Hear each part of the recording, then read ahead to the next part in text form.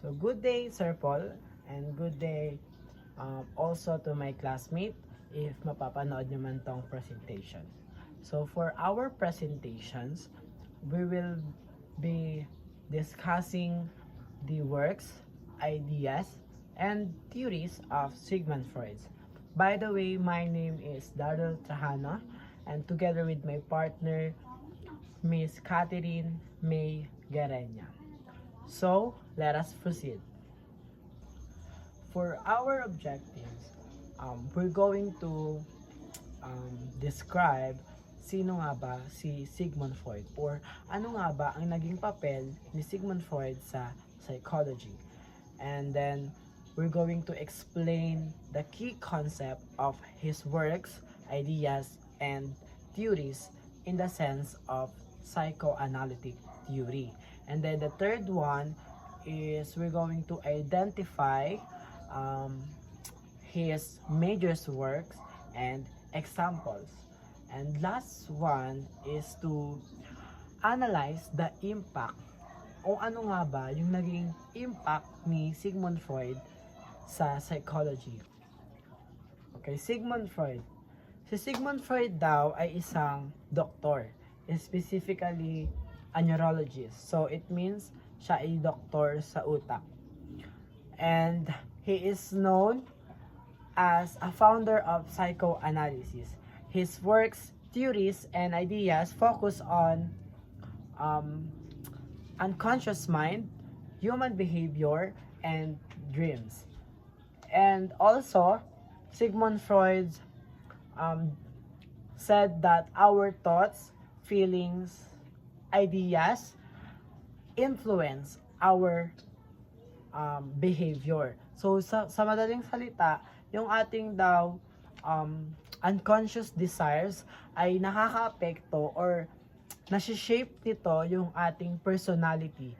So, later on, we're going to discuss ano nga ba yung sinasabi ni Sigmund Freud na ito.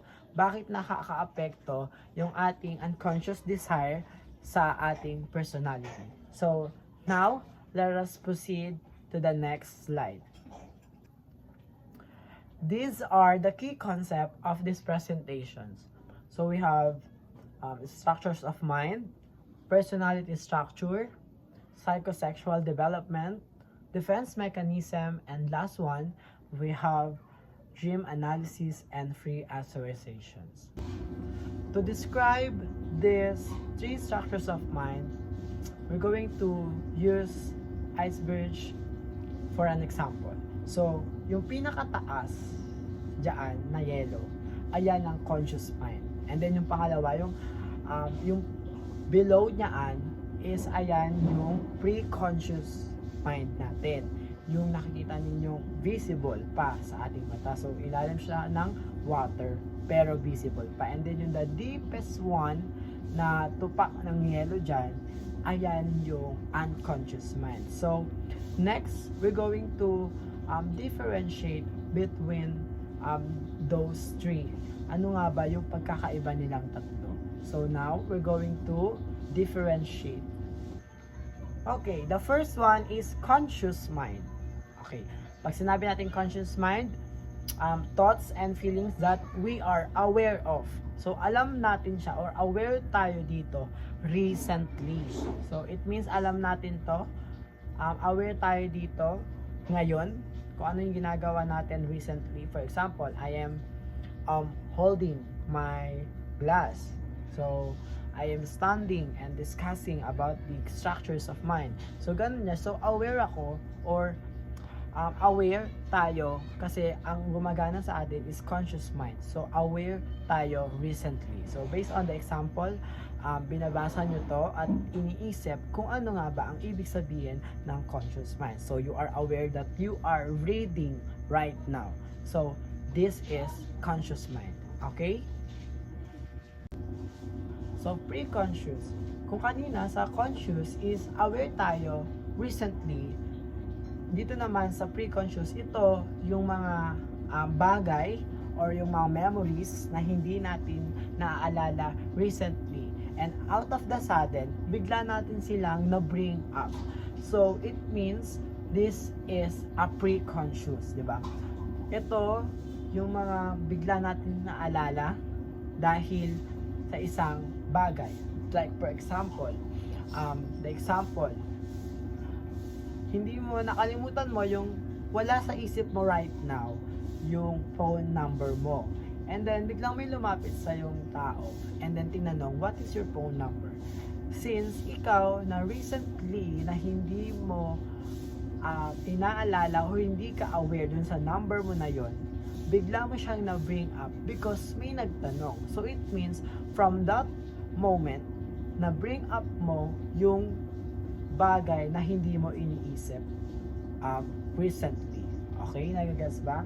So it means yung pre-conscious daw is pwede siyang mag-lead to consciousness. So ito yung mga bagay na hindi mo naaalala at biglang out of the sudden naalala mo because of the particular moment. So that's the pre-conscious.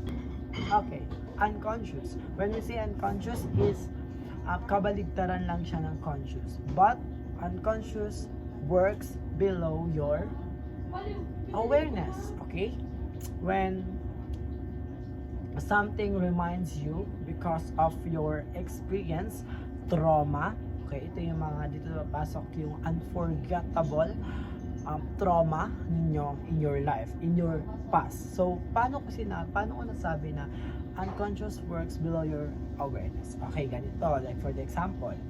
So, when you are a child, diba, na nagkaroon ka ng or na-experience mo yung car accident. Okay? That's the past or that's your experience in the past. Okay? Right now is your awareness. Okay? Since hindi mo na siya naaalala, hindi ka aware, hindi ka conscious doon. And then, sa tuwing sumasakay ka ng sasakyan, naaalala mo yung car accident na yun. So, that's unconscious mind works. Diba? Conscious ka na sumasakay ka ng car. And then, when you are inside the car, you remember the car accident. So, hindi mo na siya naalala eh. Nung sumakay ka lang ng kotse, bigla mo siyang naalala. So, that's unconscious works of minds. In your past experience, trauma, diba? That's the unconscious. Ito yung mga alaala or yung mga bagay na nagpapaalala sa'yo na binibring up in the past because of meron kang na-experience doon sa bagay na yon, katulad na nasa example doon about sa car, the car accidents. So that's the three structures of mind. So we have conscious, aware ka recently, unconscious ay pre-conscious. Ito yung binibring up, yung hindi ka aware pero nagli-lead siya to conscious because may nagtanong or may particular moment.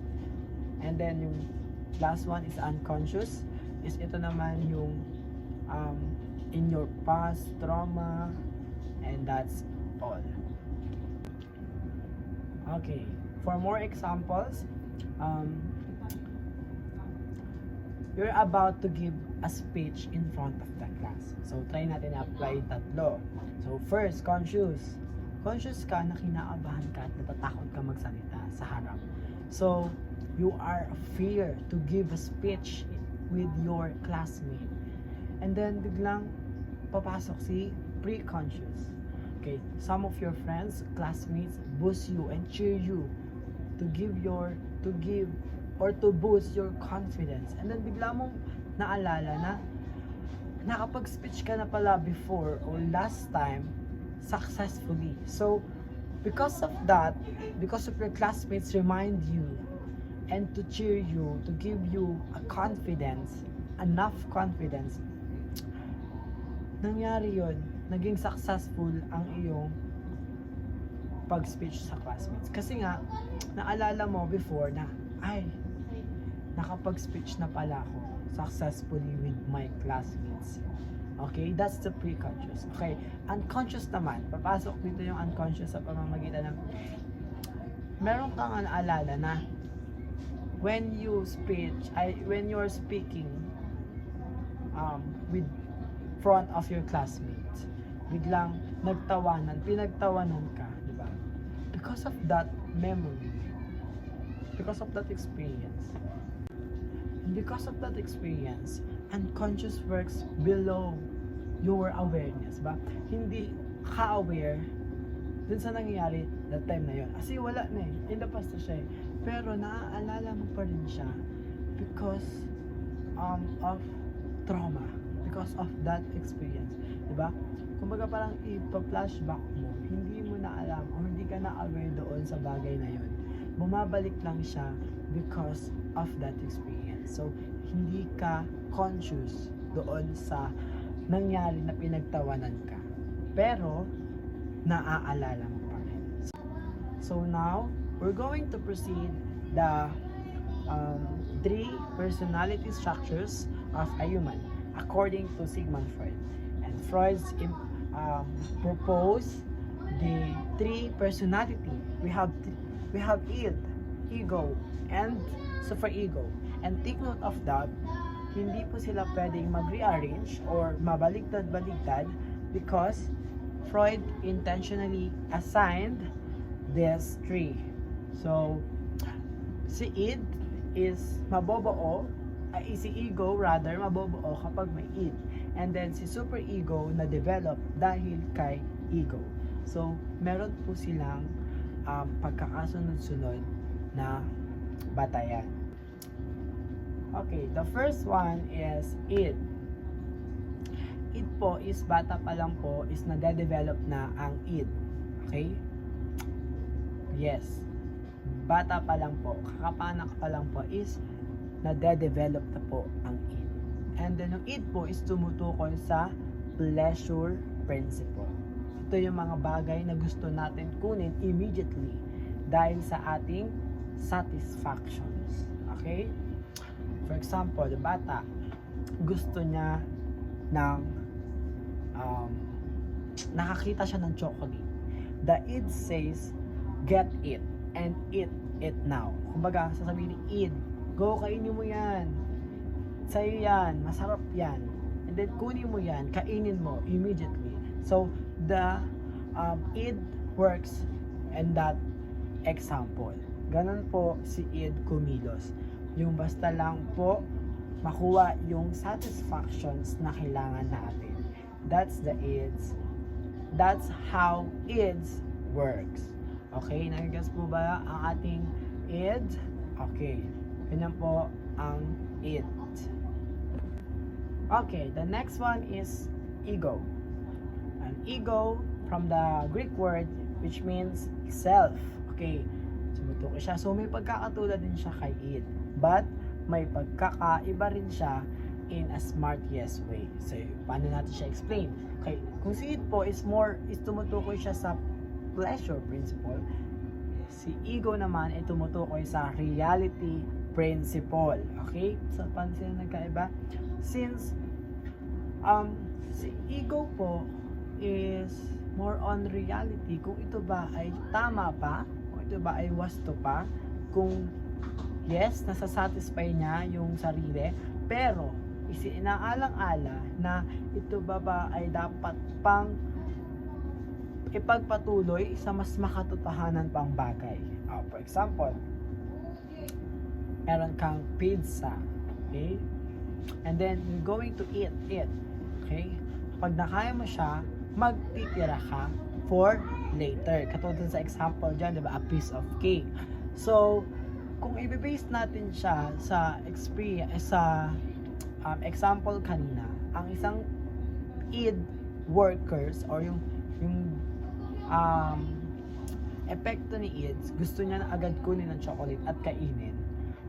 And then, si ego naman is ang trabaho niya is iisipin pa niya kung ito pa ba ay tama. So, kung kukunin niya to agad, wala na siyang matitira mamaya. So, it means, kung uubusin niya lahat ng chocolate, ano pa ang kakainin niya for mamaya. Another example,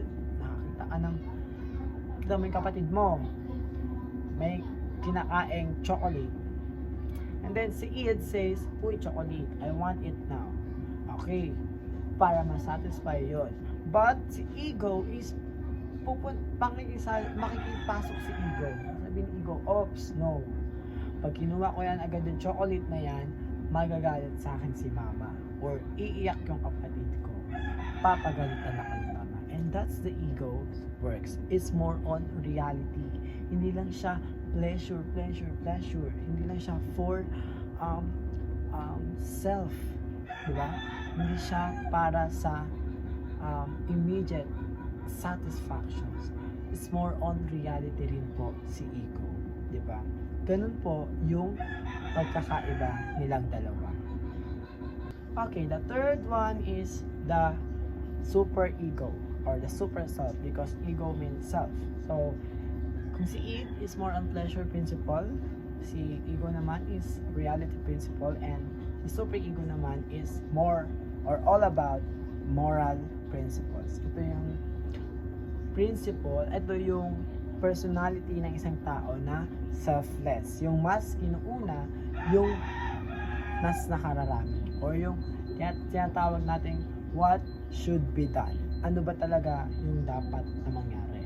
So, kung si id is more on pleasure, go lang ng go, kahit gusto niya lang makuha yung gusto niya for her satisfactions, and while si ego naman is more on reality, kung ito ba ay mas makatotohanan na.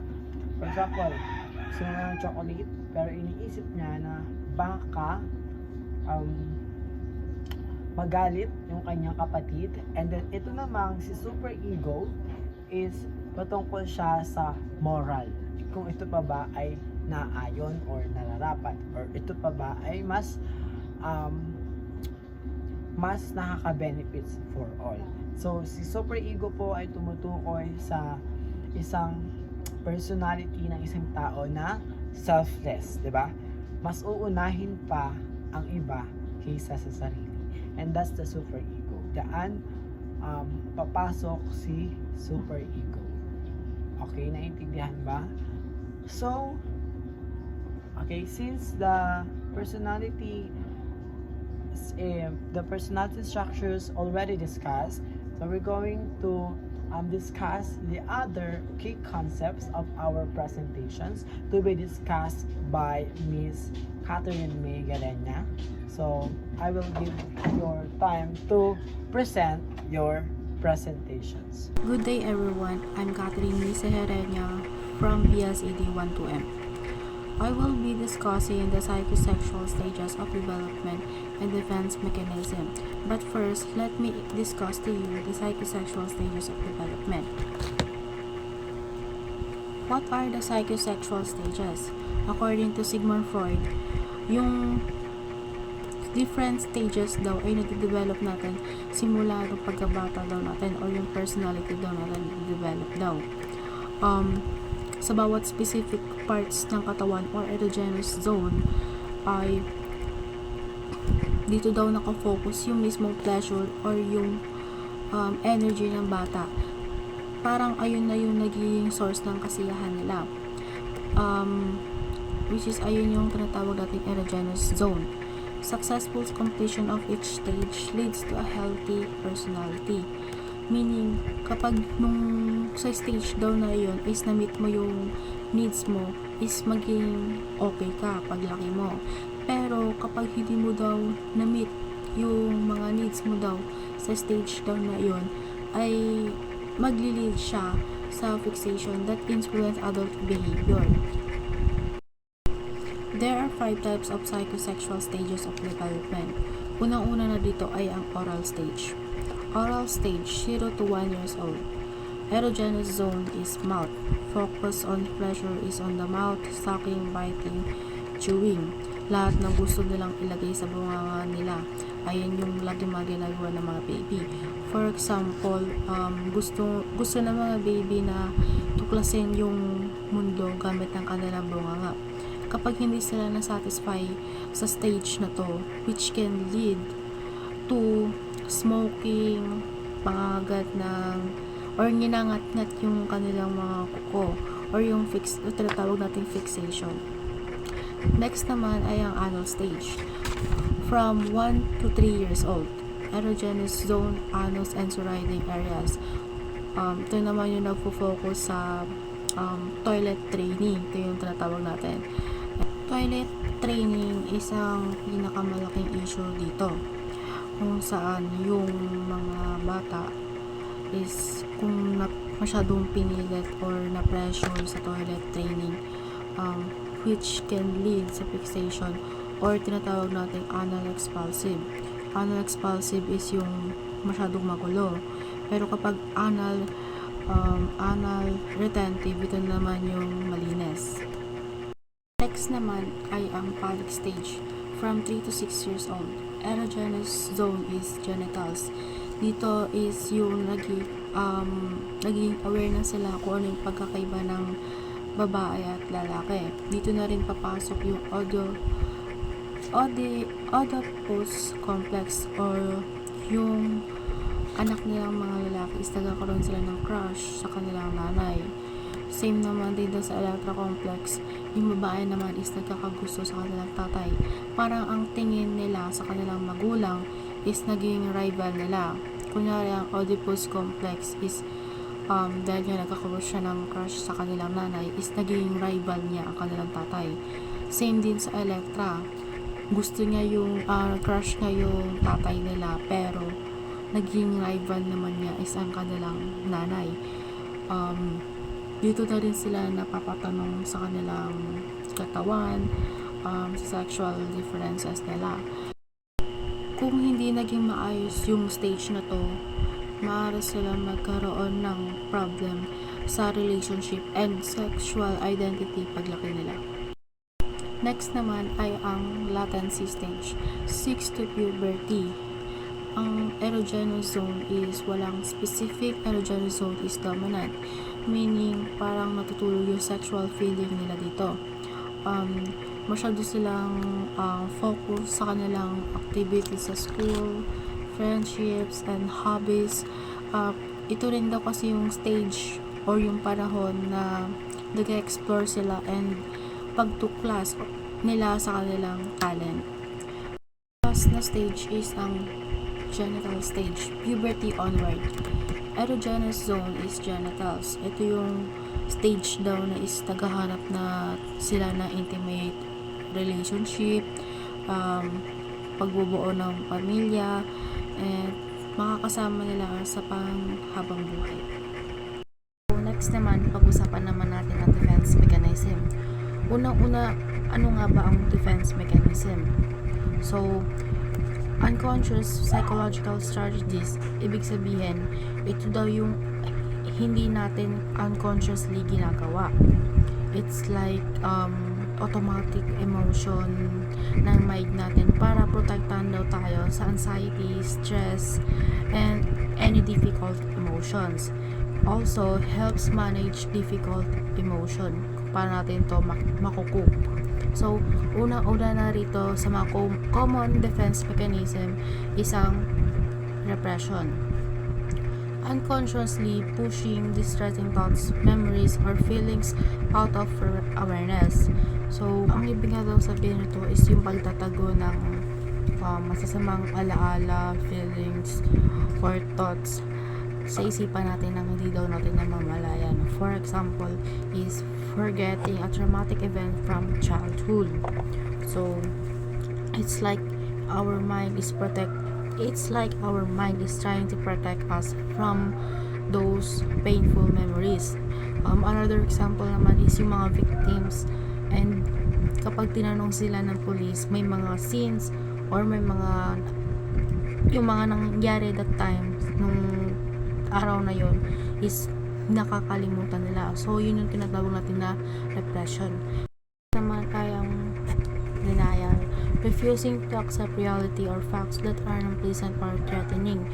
Ito yung pagtanggi ng katotohanan. For example, yung lalaki is umiinom pa rin siya kahit na meron siyang sakit. So, they refuse to acknowledge the problem even if it's obvious to everyone else. Meaning, tinatanggi niya na may sakit siya. So, next naman, ang projection. Attributing one's own unacceptable thoughts, feelings, or motives to another person. Meaning, ito yung accusing someone of being angry when you are the one who are feeling angry. Parang sinasabi mo na sila yung may problema at hindi ikaw. Ayun yung tinatawag natin projection. Finally, we have displacement, redirecting emotions or impulses from their original source to a safer, less threatening target. Meaning, ito yung paglilipat ng emotions natin sa ibang tao or yung mas kaya nating ipagbuntungan ng galit natin. For example is yelling at your family after having a bad day at work instead of confronting the real source of your frustration. You take it out on someone who is less intimidating. So last, in conclusion, both the psychosexual stages, development, and our defense mechanism are tools for survival and adaptation. By understanding them, we gain a deeper understanding of ourselves. Use this knowledge to foster self-compassion and build stronger connection with those around you. So we reach the final slide. I'm Catherine May Herenia along with my partner Daryl Cajano. Thank you for time and listening.